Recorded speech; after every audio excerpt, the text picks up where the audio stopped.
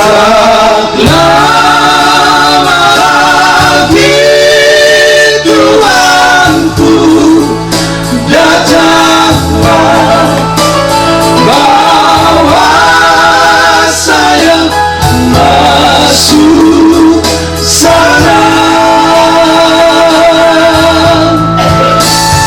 Tak lama lagi Tuhanku, datanglah, bawa saya masuk sana.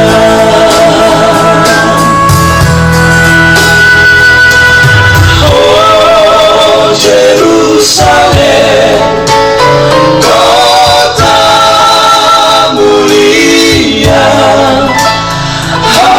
hatiku rindu ke sana.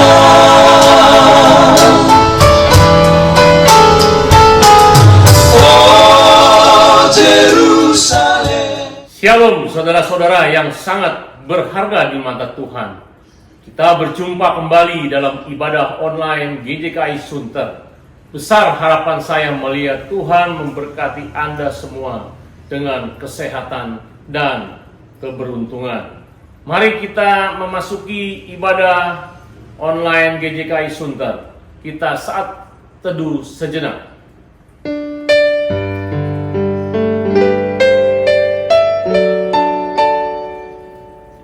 Pertolongan kami datang daripada Tuhan, Allah pencipta langit dan bumi, yang memelihara segala isi ciptanya, dari dulu sekarang sampai selama-lamanya.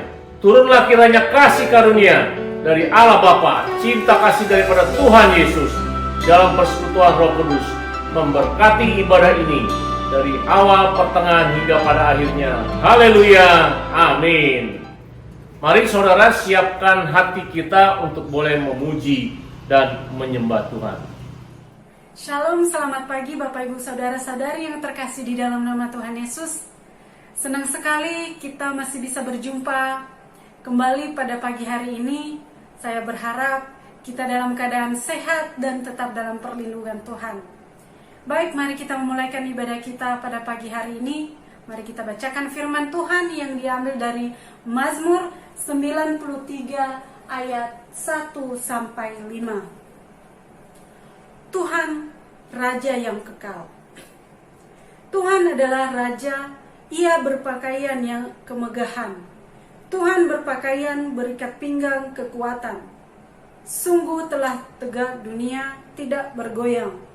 Tahtamu tegak sejak dahulu kala, dari kekal Engkau ada. Sungai-sungai telah mengangkat, ya Tuhan, sungai-sungai telah mengangkat suaranya, sungai-sungai mengangkat bunyi hempasannya. Daripada suara air yang besar, daripada pecahan ombak laut yang hebat, lebih hebat Tuhan di tempat tinggi. Peraturanmu sangat teguh, bait-Mu layak kudus, ya Tuhan, untuk sepanjang masa. Amin. Baik, mari kita memulaikan ibadah kita pada pagi hari ini. Mari kita naikkan pujian dengan lagu Tak Terbatas Bersama.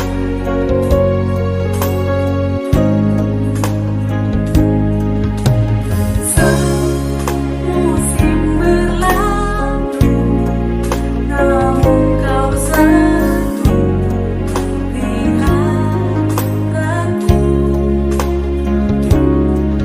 Kasih dan setia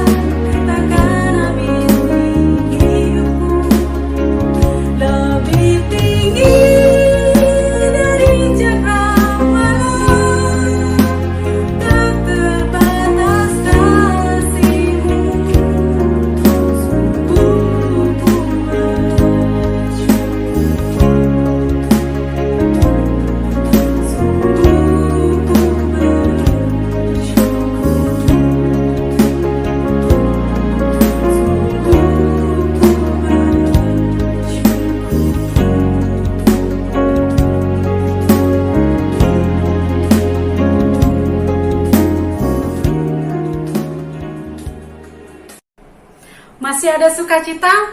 Mari kita bangkit berdiri bersama-sama untuk bersorak-sorai memuji memuliakan nama Tuhan pada pagi hari ini. Mari kita angkat pujian dengan lagu Hatiku Percaya. Haleluya!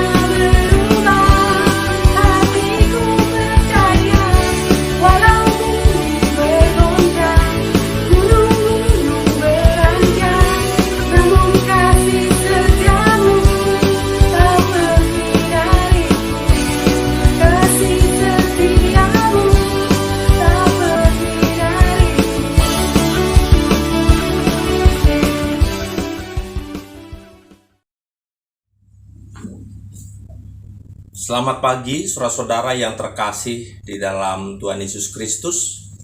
Sebelum kita mendengarkan firman Tuhan, mari kita terlebih dahulu berdoa. Segala puji dan syukur kami panjatkan ke hadapan hadrat-Mu yang kudus ya Tuhan. Pada pagi ini Engkau memberikan kami kesempatan kembali untuk mendengarkan firman-Mu. Kiranya Tuhan menjamah hati kami supaya kami dapat mengerti firman Tuhan dan kami juga dapat melakukannya di dalam kehidupan kami hari lepas hari. Engkau jamah hamba-Mu ya Tuhan, supaya Engkau memberikan kekuatan dan hikmat untuk bisa menyampaikan firman Tuhan ini, dan setiap orang yang mendengarkannya beroleh berkat dari Tuhan. Bersabdalah kepada kami semua, karena kami anak-anak-Mu telah siap untuk mendengarkannya. Dalam nama Tuhan Yesus kami berdoa. Amin. Saudara-saudara yang terkasih di dalam Tuhan Yesus Kristus, lebih kurang 2 tahun bangsa kita dilanda oleh pandemi COVID-19. Untuk mencegah bertambahnya angka kematian dan penyebaran, pemerintah kita berupaya menerapkan PPKM darurat setelah sebelumnya menerapkan PSBB. Semua kegiatan dibatasi. Anak-anak sekolah melakukan pembelajaran di rumah secara daring. Orang-orang yang bekerja di kantor melakukan tugas-tugasnya di rumah. Orang-orang yang bekerja di pabrik secara bergiliran, mereka bekerja ada yang 2-3 hari di dalam 1 minggu. Demikian juga para pelaku ekonomi, para pedagang, terutama pedagang makanan, restoran-restoran. Mereka hanya diizinkan membuka usaha hingga pukul 8 malam. Dan tidak diizinkan orang untuk makan di tempat. Mal-mal ditutup. Namun apa yang terjadi saudara-saudara? Justru angka penyebaran bukan turun, sebaliknya bertambah secara dahsyat hingga menembus angka 50.000 lebih dalam 1 hari. Melihat situasi dan kondisi seperti ini, pemerintah yang tadinya sudah mencanangkan PSBB darurat akan dilaksanakan hingga tanggal 20 Juli, akhirnya diperpanjang hingga 25 Juli. Banyak orang bereaksi, di berbagai kota terjadi demo, karena mereka merasakan dengan adanya PPKM apalagi diperpanjang, mereka akan semakin sengsara, semakin menderita. Terutama para pelaku usaha UMKM. Ya, mereka menjerit, mereka mengalami kesulitan yang luar biasa. Mereka frustrasi, mereka jenuh dengan keadaan seperti ini. Sehingga mereka berkata bahwa PPKM bukanlah pelaksanaan pembatasan kegiatan masyarakat. Tetapi mereka berkata, pelan-pelan kita mati. Bahkan saudara-saudara, ada yang berkata, mengapa Tuhan membiarkan COVID ini merajalela di Indonesia? Seolah-olah Tuhan tidak peduli, seolah-olah Tuhan berdiam diri, seolah-olah Tuhan tidak berbuat apa-apa. Pertanyaannya adalah, apakah benar bahwa Tuhan berdiam diri? Apakah Tuhan tidak berbuat apa-apa? Apakah Tuhan tidak peduli? Mari kita melihat di dalam Injil Lukas pasal 7, ayat 11 sampai dengan ayatnya yang ke-17. Saya akan bacakan untuk saudara-saudara. Kemudian Yesus pergi ke suatu kota yang bernama Nain. Murid-muridnya pergi bersama-sama dengan dia, dan juga orang banyak menyertainya berbondong-bondong. Setelah ia dekat pintu gerbang kota, ada orang mati diusung keluar, anak laki-laki, anak tunggal ibunya yang sudah janda, dan banyak orang dari kota itu menyertai janda itu. Dan ketika Tuhan melihat janda itu, tergeraklah hatinya oleh belas kasihan. Lalu ia berkata kepadanya, "Jangan menangis." Sambil menghampiri usungan itu, ia menyentuhnya. Dan sedang para pengusung berhenti, ia berkata, "Hai anak muda, aku berkata kepadamu, bangkitlah." Maka bangunlah orang itu dan duduk dan mulai berkata-kata. Dan Yesus menyerahkannya kepada ibunya. Semua orang itu ketakutan dan mereka memuliakan Allah sambil berkata, "Seorang nabi besar telah muncul di tengah-tengah kita, dan Allah telah melawat umatnya." maka tersiarlah kabar tentang Yesus di seluruh Yudea dan di seluruh daerah sekitarnya. Saudara-saudara yang terkasih di dalam Tuhan Yesus Kristus, di dalam pelayanannya di dunia ini, Tuhan Yesus selalu berpindah-pindah tempat dari satu kota ke kota lainnya. Kemanapun dia pergi, dia selalu disertai oleh murid-muridnya, bahkan orang banyak ikut menyertai dia. Mereka ingin selalu menyaksikan apa yang Tuhan Yesus lakukan. Nah, pada saat ini Tuhan Yesus berada di kota Nain. Nah, ketika dia berada di kota Nain, dia melihat di pintu gerbang kota Nain ada iring-iringan, semacam prosesi.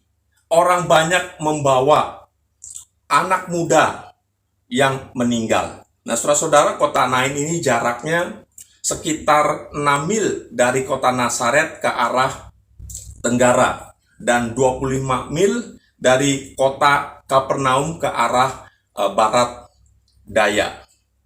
Nah, saudara-saudara, Tuhan Yesus melihat ada seorang anak muda, anak tunggal dari seorang ibu yang statusnya sudah janda. Nah, tentu saja saudara-saudara, kita dapat merasakan seorang janda. Dia mungkin suaminya sudah meninggal dan harapan satu-satunya adalah anaknya yang hanya satu. Tetapi saudara-saudara, apa yang terjadi? Anaknya yang satu ini, anaknya yang tunggal ini ternyata sudah mati atau meninggal dunia. Nah, tentu saja dia merasa habis masa depannya. Dia sudah tidak lagi punya pengharapan. Dia tidak punya lagi tempat untuk bergantung. Saudara-saudara, tentu saja kalau hal ini kita alami, kalau ada sesuatu yang berharga di dalam kehidupan kita sirna, tentu kita akan merasa sedih, kesedihan yang sangat mendalam. Barangkali kita kehilangan pekerjaan kita karena COVID. Barangkali kita juga kehilangan saudara kita, kakak kita, adik kita, orang tua kita, suami kita, istri kita, bahkan anak kita. Atau mungkin juga kehilangan sesuatu yang lain yang kita anggap penting di dalam kehidupan kita. Kita tentu saja akan sedih. Lalu kita lihat apa yang Tuhan Yesus lakukan ketika dia melihat seorang janda kehilangan anak tunggalnya ini. Di dalam ayat 13 tadi dikatakan, dan ketika Tuhan melihat janda itu, tergeraklah hatinya oleh belas kasihan. Lalu ia berkata kepadanya, jangan menangis. Yang pertama yang kita lihat, yang dilakukan oleh Tuhan Yesus adalah dia berbelas kasihan. Di dalam bahasa asli Alkitab Perjanjian Baru, dalam bahasa Yunani, diterjemahkan simpati. Tuhan Yesus bersimpati kepada janda ini. Tuhan Yesus menaruh belas kasihan kepada janda ini. Karena kehilangan anaknya yang sangat berharga di dalam hidup. Demikian juga, saudara-saudara, Tuhan Yesus juga tentunya bersimpati kepada kita, berbelas kasihan kepada kita. Kalau di masa COVID ini, kita sudah banyak kehilangan sesuatu yang berharga di dalam kehidupan kita. Penulis Ibrani mengatakan di dalam Ibrani pasal 4, ayatnya yang ke-15. Sebab imam besar yang kita punya, bukanlah imam besar yang tidak dapat turut merasakan kelemahan-kelemahan kita. Sebaliknya, sama seperti kita, dia hanya tidak berbuat dosa. Jadi kalau kita merasa sedih, kalau kita merasa menderita, kalau kita bergumul di dalam kehidupan ini, Tuhan Yesus simpati. Tuhan Yesus mengetahui. Tuhan Yesus melihat apa yang sedang kita rasakan, yang kita alami. Karena di dalam dunia ini, dia juga pernah mengalami penderitaan-penderitaan, bahkan penderitaan-penderitaan yang dia alami jauh lebih besar dibandingkan dengan kita. Dia menderita dianiaya, padahal dia tidak berbuat apa-apa, bahkan sampai mati di atas kayu salib. bila kita dibandingkan dengan penderitaan yang dia alami, belum seberapa. Tuhan Yesus bersimpati dengan penderitaan kita. Tuhan Yesus mengerti apa yang kita alami saat ini. Tuhan Yesus tahu apa yang kita rasakan saat ini. Dikatakan di dalam ayat yang ke-13 bagian terakhir, katakan jangan menangis. Ya, saudara-saudara, saya belum pernah melihat atau menyaksikan di dalam kedukaan para pelayat berkata kepada keluarga duka, jangan menangis. Karena apa? Mungkin dia takut orang yang sedang berduka ini akan marah. Ya, itu bukan melarang saya untuk menangis. Ya, saya sedang berduka cita, kamu tidak. Oleh karena itu seringkali kita saksikan kalau orang datang melayat mengatakan saya turut berduka cita. Ya, Tuhan memberikan kekuatan dan sebagainya. Mengapa Tuhan Yesus mengatakan jangan menangis? Kata ini tidak sederhana yang kita baca, yang kita dengar. Tetapi di balik kata jangan menangis, dengan kata lain Tuhan Yesus mau mengatakan, aku bisa menghapus air matamu karena aku punya solusi. Jadi saudara-saudara, ketika kita mempunyai masalah, ketika kita mempunyai pergumulan yang sangat berat, Tuhan Yesus sanggup menghapus air mata kita. Kenapa? Karena Tuhan Yesus punya solusi. Apa solusinya? Nah, yang pertama tadi kita melihat bahwa Tuhan Yesus bersimpati kepada janda ini. Tuhan Yesus juga bersimpati kepada kita semua yang sedang mengalami kesulitan. Tetapi Tuhan Yesus juga peduli. Tuhan Yesus bertindak. Tuhan Yesus berempati. Kita lihat di dalam ayat yang 14 dikatakan di sini. Sambil menghampiri usungan itu, ia menyentuhnya dan sedang para pengusung berhenti, ia berkata, "Hai anak muda, aku berkata kepadamu, bangkitlah." Ya, inilah kepedulian yang Tuhan Yesus lakukan. Dia bukan hanya bersimpati, dia bukan hanya sekedar mengetahui, tetapi Tuhan Yesus juga peduli. Dia bertindak, dia berempati dengan mengatakan, "Hai anak muda, bangkitlah." Saudara-saudara, jika kita saat ini sedang mengalami keterpurukan, Tuhan Yesus tidak tinggal diam. Dia bukan hanya bersimpati, mengerti, tetapi dia juga bertindak, berempati, menghapus air mata kita. Dia membuat solusi sehingga kita dipulihkan. Harapan yang tadinya sirna sekarang bangkit kembali, muncul kembali. Di dalam ayat 15 katakan, maka bangunlah orang itu dan duduk dan mulai berkata-kata, dan Yesus menyerahkan kepada ibunya. Ya, luar biasa. Orang yang tadinya sudah mati karena kuasa yang dimiliki oleh Tuhan Yesus, anak itu bangkit kembali. Seorang janda yang tadinya sudah kehilangan harapan, sudah mulai putus asa, tidak mempunyai masa depan, tidak mempunyai kehidupan, tetapi dengan kasih sayang, dengan kuasa yang Tuhan Yesus nyatakan, ada harapan baru yang muncul di tengah-tengah kehidupan janda ini. Demikian juga saudara-saudara dengan saya. Ketika kita mengalami masalah hidup yang sangat berat, mungkin ada di antara saudara-saudara dan saya yang saat ini sedang mengalami masalah yang sangat berat. Mungkin saudara-saudara mempunyai hutang bukan hanya 1-2 juta, tetapi miliaran rupiah. Saudara-saudara mengalami kebangkrutan, bisnis hancur, ditinggal pergi keluarga terdekat, orang-orang yang dikasih oleh karena COVID, di PHK dan sebagainya. Tuhan Yesus datang untuk menolong saudara-saudara dan saya. Oleh karena itu, ketika kita mengalami kesulitan, ya, ketika kita mengalami pergumulan, ingat bahwa Tuhan Yesus tidak berdiam diri. Mungkin kita tidak bisa mengucapkan dengan kata-kata. Mungkin kita sulit untuk berdoa. Tapi ingat, Rasul Paulus berkata di dalam Roma pasal 8 ayat 26. Demikianlah juga Roh membantu kita dalam kelemahan kita. Karena kita tidak tahu bagaimana sebenarnya berdoa.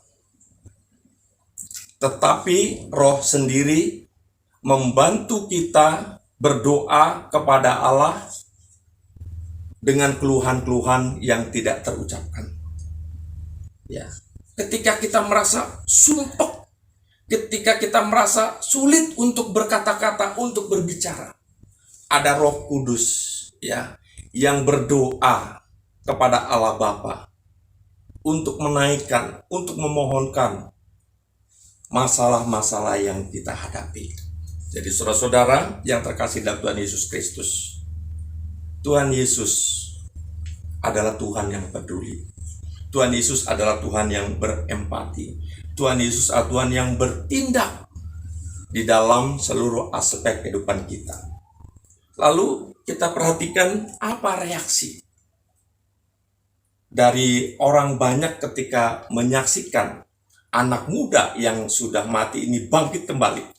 Kita lihat di dalam ayat yang ke-16. Semua orang itu ketakutan dan mereka memuliakan Allah. Sambil berkata, seorang nabi besar telah muncul di tengah-tengah kita dan Allah telah melawat umatnya. Ya, di dalam terjemahan Alkitab bahasa Indonesia dikatakan semua orang itu ketakutan. NIV menerjemahkannya takjub. They were all filled with awe. Takjub bukannya fear. Nah, orang banyak itu takjub melihat orang muda yang sudah mati ini bangkit kembali. Karena apa? Selama ini di kota Nain, peristiwa semacam ini belum pernah terjadi.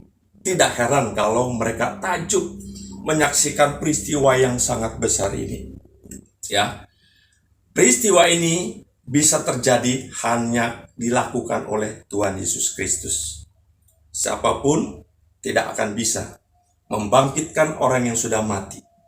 Hanya Yesus melakukan perkara-perkara yang tidak bisa dilakukan oleh siapapun juga.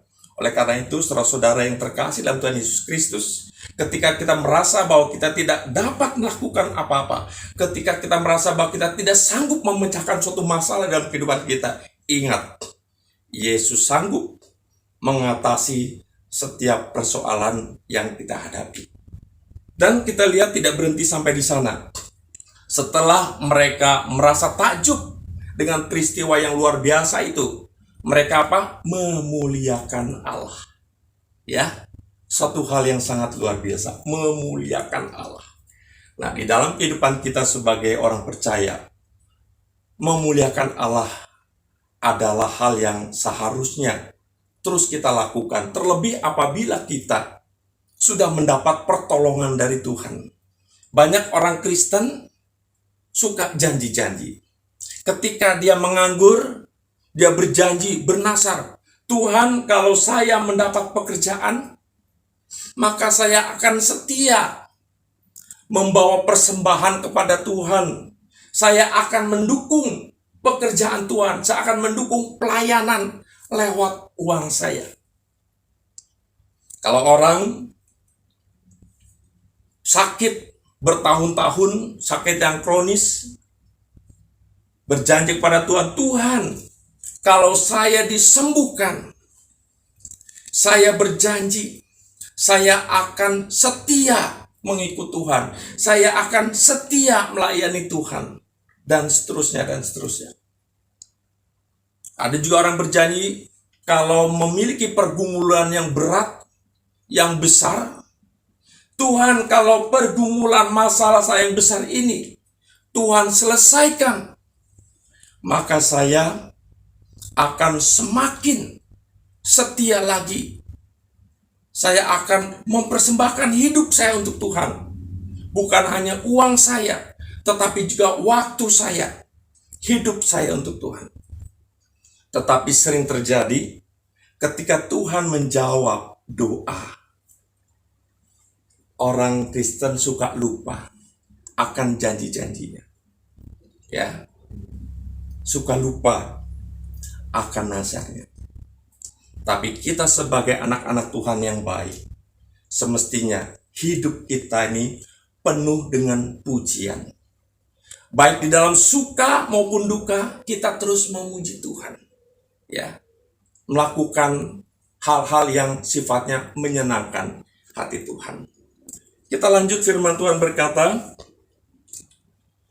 pujian mereka yaitu seorang nabi besar telah muncul di tengah-tengah kita. Ya, tentu saja peristiwa ini mereka kaitkan ke dalam peristiwa perjanjian lama, di mana ada nabi yang membangkitkan orang mati, yaitu Elia. Dan juga Elisa, penerus dari Elia, membangkitkan anak muda yang mati. Dan ini dilakukan di dalam perjanjian baru oleh Tuhan Yesus. Sehingga di dalam pujian mereka katakan, sudah hadir nabi besar di tengah-tengah kita. Yesus mereka setarakan dengan Elia, dengan Elisa.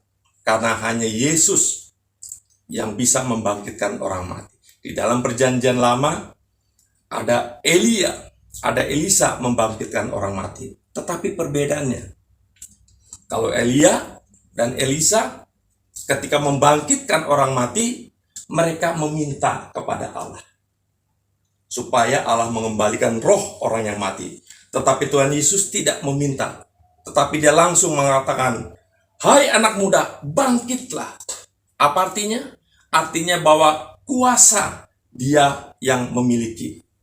Beda, kalau Elia, Elisa, bukan kuasa itu milik mereka sendiri atau berasal dari mereka, tetapi Yesus memiliki kuasa kebangkitan dari dirinya sendiri. Ketika dia membangkitkan orang mati, dia tidak berkata kepada Bapa di sorga, Bapa di sorga, kembalikan roh anaknya. Tetapi dia mengatakan, hai anak muda, bangkitlah. Lalu kita lihat bagian yang terakhir, ya. Setelah orang banyak itu memuliakan Allah dengan mengatakan seorang nabi besar telah muncul di tengah-tengah kita, dan yang berikut, dan Allah telah melawat umatnya. Saudara-saudara, kalimat yang terakhir dari pujian ini katakan apa? Allah telah melawat umatnya. Sesuatu yang luar biasa. Ya, Allah telah melawat umatnya. Mengingatkan kita kepada peristiwa kelahiran Tuhan Yesus. Immanuel, Tuhan beserta kita. Nah, saudara-saudara, kita harus ingat bahwa di tengah-tengah COVID-19 ini, di satu sisi memang kita mengalami kesulitan, mengalami kesusahan, penderitaan, karena segala aktivitas kita dibatasi. Ya, tetapi ingat di sisi lain, di tengah-tengah COVID ini, sebenarnya Tuhan Yesus sedang melawat kita semua, melawat saudara-saudara dan saya. Tuhan Yesus hadir di tengah-tengah kita, sehingga kita tidak lagi seorang diri. Tuhan Yesus bersama kita, sehingga kita tidak lagi merasa ditinggalkan. Tetapi Tuhan Yesus hadir di tengah-tengah kita yang menghadapi persoalan, pergumulan yang sangat berat.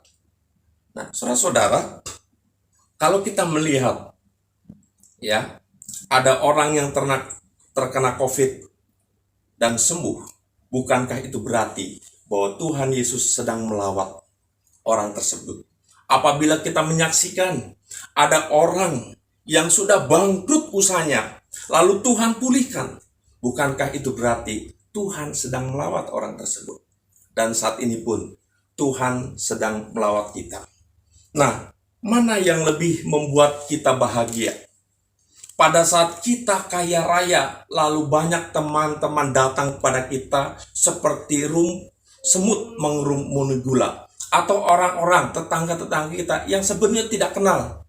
Setelah kita sukses, seolah-olah mereka itu seperti teman akrab yang sudah kenal lama.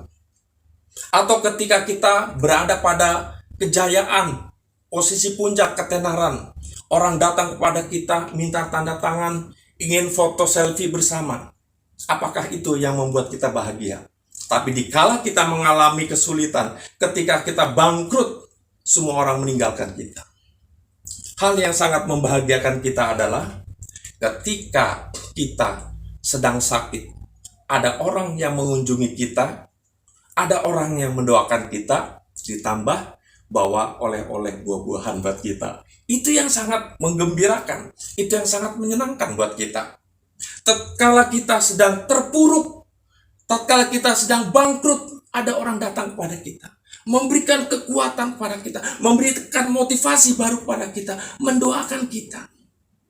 Bukankah itu yang paling menyenangkan, membahagiakan buat kita?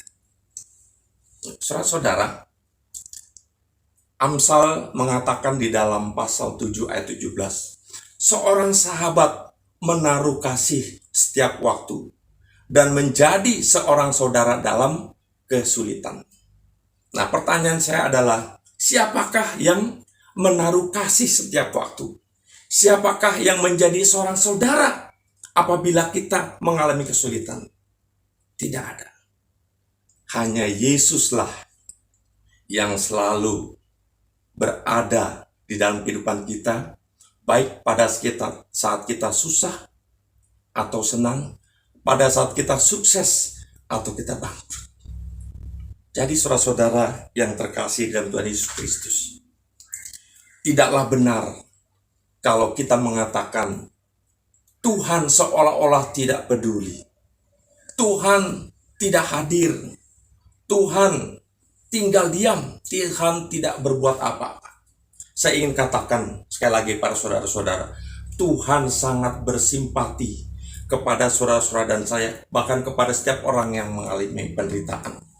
Tuhan juga mempunyai solusi atas setiap masalah yang kita hadapi. Bahkan Tuhan juga peduli, Dia berempati, Dia bertindak untuk memberikan pertolongan kepada kita yang mengalami kesulitan. Dan yang tak lupa bahwa Tuhan kita adalah Immanuel, Tuhan yang senantiasa beserta kita.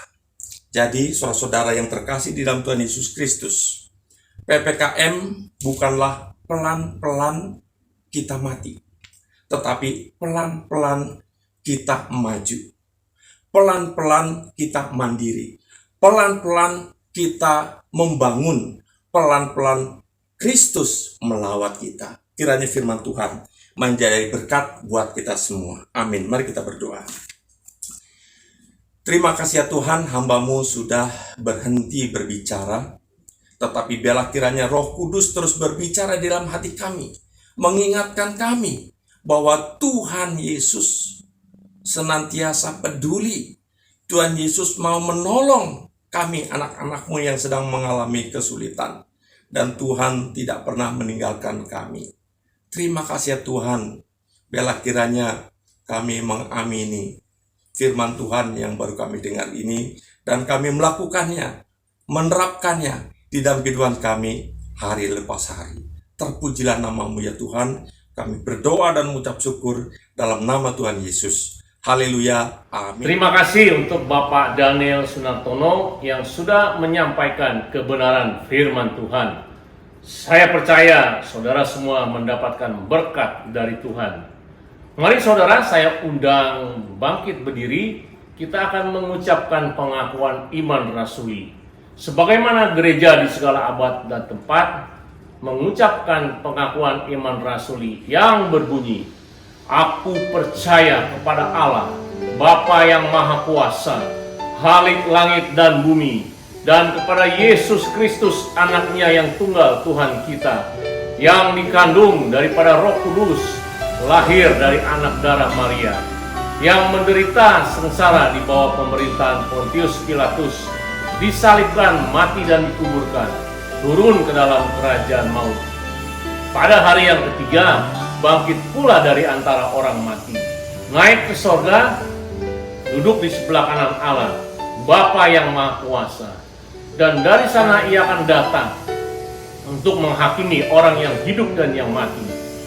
Aku percaya kepada Roh Kudus, gereja yang kudus dan am, persekutuan orang kudus, pengampunan dosa, kebangkitan orang mati, dan hidup yang kekal. Amin. Sambil tetap berdiri, mari arahkanlah hatimu kepada Tuhan. Kita akan menerima berkat Tuhan. Ingat saudara, Tuhan sangat peduli akan kamu. Tuhan sangat simpati kepada keadaanmu pada hari ini. Dan Dia akan menolong engkau. Maka arahkanlah hatimu dan terimalah doa berkat. Kiranya damai sejahtera dari Allah Bapa, cinta kasih daripada Tuhan Yesus, di dalam persekutuan Roh Kudus memberkati saudara-saudara sekalian dari sekarang sampai Maranatha. Tuhan Yesus datang kedua kali di awan-awan menjemput kita, bahkan sampai selama-lamanya.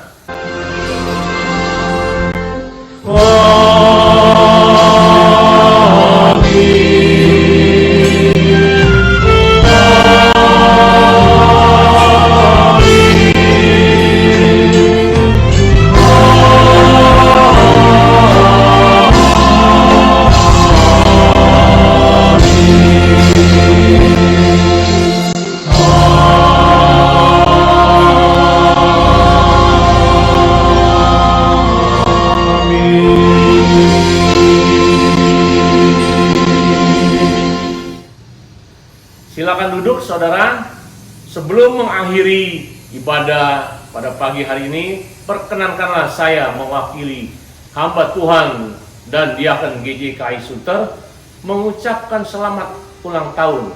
Yang pertama kepada Kris Santono tanggal 19 Juli. Yang kedua Ibu Tris tanggal 20 Juli. Selamat ulang tahun. Mari kita berdoa untuk sahabat-sahabat kita yang berulang tahun. Bapa, terima kasih Tuhan. Pada pagi hari ini kami membawa anakmu Kris Santono bersama Agnes dan anaknya. Hari tanggal 19 Juli Tuhan mempertambahkan usia 1 tahun. Kiranya Tuhan memberikan kesehatan, kekuatan, iman yang sungguh di dalam Tuhan. Bahkan jadikan Kris ini kepala keluarga yang memberkati istri dan anak-anaknya. Berkati usahanya, pelayanannya, bahkan Tuhan menjaga kesehatan, dijauhkan dari segala penyakit Tuhan. Dan Tuhan memakai Pak Kris dengan luar biasa. Kami juga berdoa untuk Ibu Tris yang berulang tahun tanggal 20 Juli. Terima kasih untuk kesempatan 1 tahun kembali yang Tuhan percayakan hidup ini. Tuhan memberkati dia sebagai istri penolong yang maksimal buat saudara Budi dan juga ibu dari anak-anaknya. Tuhan menopang imannya, memberi kesehatan, kekuatan, bahkan imannya Tuhan tambahkan di hari ulang tahunnya ini. Tuhan, masa depannya ada di tangan Engkau dan Tuhan memberkati Ibu Tris ini. Di dalam nama Tuhan Yesus, kami menyerahkan anak-anak-Mu di dalam tangan-Mu. Haleluya, amin. Sebelum kita berpisah, mari kita akan berdoa syafaat.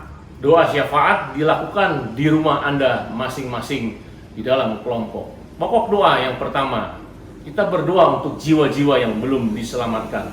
Ada kurang lebih 700 lebih suku di Indonesia yang belum disampaikan Injil dan masih belum percaya Tuhan Yesus. Kita doakan supaya sungguh mereka diselamatkan. Kedua, kita berdoa untuk Presiden Jokowi, Pak Wakil Presiden dan para menterinya di dalam memimpin bangsa ini, supaya bangsa ini keluar dari setiap krisis yang terjadi, khususnya pandemi COVID ini. Tuhan memberkati Pak Jokowi dalam mengatur, dan supaya di dalam PPKM ini Tuhan beracara menggerakkan masyarakat bangsa kita ini tunduk kepada aturan sehingga terhindar dari COVID. Kita berdoa untuk krisis bencana alam, krisis ekonomi, krisis keamanan, dan lain sebagainya. Dan biarlah Tuhan pakai Pak Jokowi memimpin bangsa ini. Kedua, kita berdoa untuk dokter-dokter, perawat-perawat, dan juga pasien COVID. Bahkan vaksinasi yang sedang berjalan. Biar Tuhan memberkati satu persatu. Karena mereka ini adalah garda depan yang merawat pasien-pasien. Kita juga berdoa untuk GJKI Nasional, GJKI Agape, dan GJKI Sunter. Kita doakan setiap hamba Tuhan, jemaat-jemaat, supaya dilindungi di dalam kesehatan yang maksimal. Saudara, GJKI Sunter setiap hari Senin sampai Jumat membuka menara doa, yaitu kesembuhan ilahi. Bagi saudara ada masalah, sakit penyakit, butuh bantuan Yesus, saudara bisa mengikuti menara doa lewat Zoom pada pukul 18. Kita dan kami semua akan mendukung doa dan Tuhan Yesus menjamah saudara. Setelah itu kita akan sharing kelompok dengan menjawab pertanyaan di bawah ini. Jawablah pertanyaan di bawah ini. Yang pertama, apakah Tuhan Yesus peduli dalam pandemi COVID-19 ini? Yang kedua, apa bentuk kepedulian Yesus kepada anak muda di Nain? Yang ketiga, pelajaran apa yang saudara dapat dalam khotbah pagi ini? Terima kasih kepada saudara yang sudah menyaksikan khotbah online ini dan dengan sabar sampai berakhir. Saya percaya ada berkat-berkat tersendiri yang Tuhan sediakan untuk Anda semua. Terima kasih, Tuhan memberkati. Shalom. Tak lama lagi Tuhanku datanglah, bawa saya masuk